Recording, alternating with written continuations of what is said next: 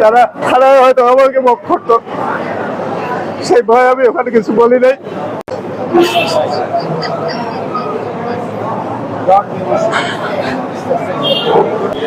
আর রুমে ঢুকে আমাকে হঠাৎ করে আক্রমণ, আমাকে মারধর শুরু করছে। মারধর শুরুর তার একটা নতুন কৌশল হলো, সে আমার অন্ডকোষ এমনভাবে চেপে ধরছে আমার শ্বাসরোধ হয়ে যাওয়া, মারা যাওয়ার উপক্রম হয়েছে। এরপর আমাকে চেয়ার থেকে ফেলে দেয়, আমাকে নিচে ফেলাই আমার বুকে পাড়া দিয়ে ধরে, আমার গলা পাড়া দিয়ে ধরে, আমাকে হত্যার চেষ্টা করে এবং বলে যে সে আমাদেরকে চেক দে চেক দেবো কেন? যাই হোক, আমি তো ওই অবস্থায় তো জীবন বাঁচানো আমি বড় মনে করছি, যার জন্য আমি আমার ড্রয়ার থেকে চেক বললাম যে আমাকে ছাড়ো, আমি চেক তো বের করতে হবে, তারপর তো চেক দেবো। তারপরে ছাড়লো, আমার পিয়ন এসে আমাকে ধরে উঠাইলো। উঠাবার পরে আমি ড্রয়ার থেকে চেক বের করলাম, বের করিয়া করার পরে সে প্রথম একটা চেক দিল ব্লাঙ্ক, আর একটা চেক দিল পরে লেখাইয়া 70 লক্ষ টাকা। এরপরে তার পকেট থেকে 2 সেট স্টাম্প বের করলো, স্টাম্প বের করে এক সেটে 3 পাতা, 6টা পাতায় আমার স্বাক্ষর নিল, আমার সিল নিল, নিয়ে আমাকে বললো যে এখন আমাদের সাথে থানায় যাবি, যে সালিশ বান্ধবি, যে আমি তোর কাছে টাকা পাই, সালিশ হবে থানার মাধ্যমে এবং আমার কাছে ডকুমেন্ট আছে, থানায় এসে সালিশ হইবে।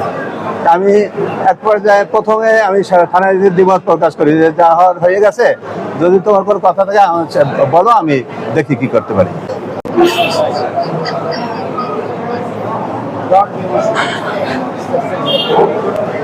তারা থানায় হয়তো আমাকে বক করতো, সেই ভয় আমি ওখানে কিছু বলি নাই। পরে ওই সালিশ পেনে থানা থেকে চলে আসছি। চলে আসার পরে আমি 3-4 দিন একেবারে বিমর সমস্যায় ছিলাম। এমন ঘটনা, ন্যাক্কারজনক ঘটনা আমি কাউকে জানাইতে পারতেছি, ভয় পাইতেছিলাম। সর্বশেষ আমার বড় ভাই আত্মীয়, আমি তার শরণাবদ্ধ হই। সে বললো যে সালিশ টালিশ যাই হোক, তুমি যেহেতু চেকতেছে স্টাফ নেছে, তুমি আগে মামলায় যাও। পরে আমি কোর্টে মামলা করি গত বৃহস্পতিবার। যেহেতু তারা আমার কাছে এটা চাঁদা আমার কাছে তার কোনো লেনদেন নাই। সে আমার ব্যবসার সাথে ছিল ঠিকই, তো সেটা 3 বছর আগে তার সাথে আমার লেনদেন ক্লিয়ার হয়ে গেছে। তো সে 1 কোটি টাকা দাবি করে আসতেছিল বেশ কিছুদিন যাবত। তো সেদিন 70 লাখ টাকার চেক দিল আর ব্লাঙ্ক চেক দিল। তো পরে আমি বৃহস্পতিবার মামলা দায়ের করছি। মামলা দায়ের করার পরে ভিডিও ফুটেজ আছে, আমার রুমে সিসি ক্যামেরা আছে। এই সিসি ক্যামেরায় সবকিছু উঠে আছে। এটা হয়তো ওরা আজ করতে পারেনি, আমার কপাল ভালো, আল্লাহর রহমত। আমি সেটা কোর্টে প্রডিউস করছি। কোর্টে প্রডিউস করার পরে এফআইআর এর জন্য আদেশ হয়েছে।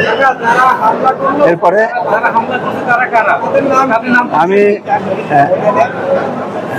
মোস্তাফিজুর রহমান লিটু একজন, এবং তার সাথে আমি চিনি না, বাহিরে আর ছিল, এবং পরিকল্পনাকারী আরো 2-1 আছে, যার জন্য আমি পরে টের পাইছি। পরিকল্পনাকারী আরো 2-1 আছে তার সাথে। হ্যাঁ, আমি 3 জনের নাম দিয়েছি।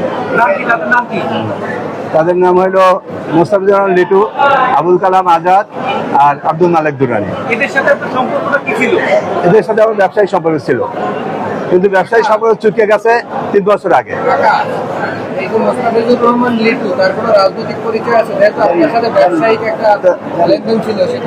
রাজনৈতিক পরিচয় বলতে আমি এইটুকু জানি, সে রাজনীতি করে কিনা জানি না, তবে তার বড় ভাই মহানগর স্বেচ্ছাসেবক দলের সাবেক আহ্বায়ক মাহবুবুর রহমান পিন্টুর ছোট ভাই, সে ওই ব্যাপারটাই সে দেখায়। আমি ন্যায় বিচার চাচ্ছি, আমি দোষীদের দৃষ্টান্তমূলক শাস্তি দাবি করতেছি।